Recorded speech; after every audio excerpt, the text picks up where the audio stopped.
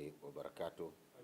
Waandishi habari, karibuni sana tena katika ofisi zetu za BAKWATA makao makuu hapa.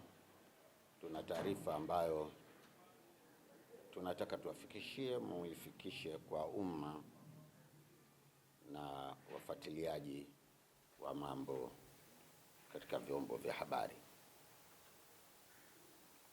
Taarifa kwa umma.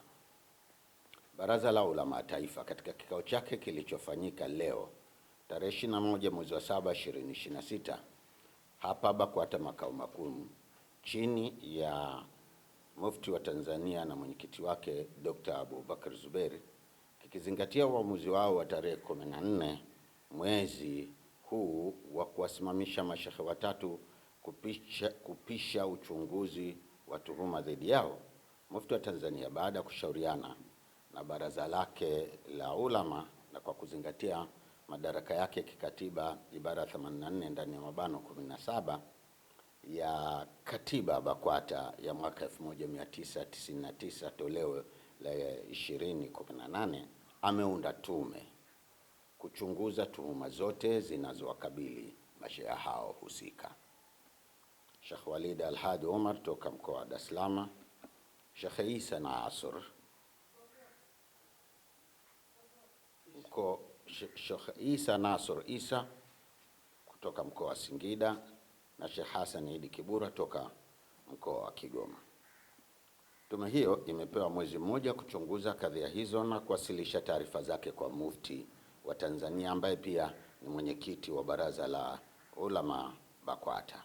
Wajumbe wa tume hiyo ni hawa wafuatao: 1. Sheikh Shaban Juma Abdallah, Sheikh wa mkoa wa Arusha, mwenyekiti. Dr.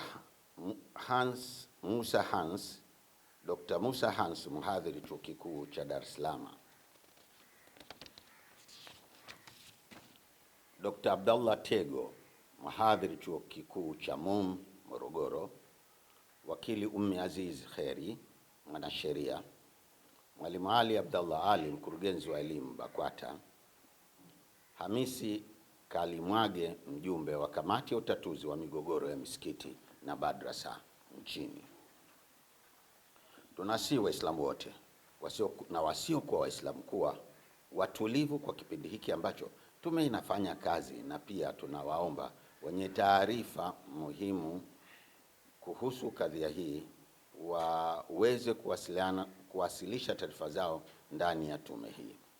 Pia wale wote watakaohitajika na tume katika kukusanya taarifa muhimu, tunawaomba watoe ushirikiano ili kufanikisha malengo ya tume hii ambayo ni kutenda haki kwa kila upande. Tunamwomba Mwenyezi Mungu atuwezeshe katika jambo hili la kheri. Wabillahi tawfik. Hassan Said Chizenga, katibu wa Baraza la Ulama na msemaji wa Mufti.